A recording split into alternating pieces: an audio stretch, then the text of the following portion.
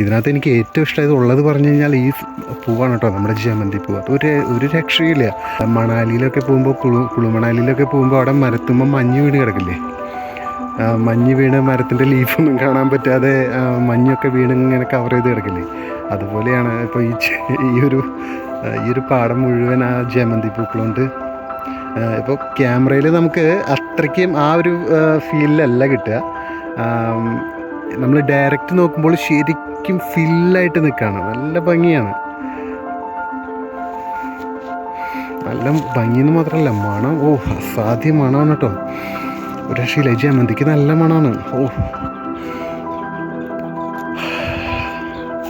കൊള്ളാം, വളരെ ഇഷ്ടമായി എനിക്ക്.